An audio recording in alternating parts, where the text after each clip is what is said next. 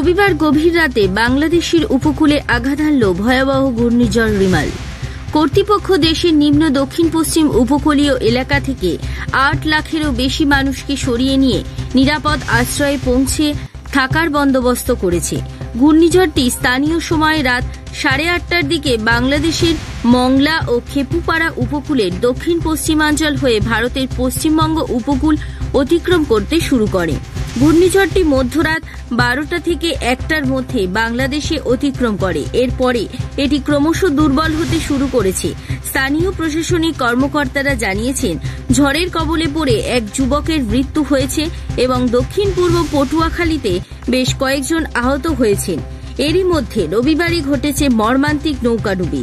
Police জানিয়েছে, ধারণ ক্ষমতার দ্বিগুণ বেশি যাত্রী বহনকারী একটি নৌকা মংলা বন্দরের কাছে ঝড়ের কবলে পড়ে যায়। স্থানীয় সূত্রে জানা যাচ্ছে, নৌকাটিতে 80 জন যাত্রী ছিলেন।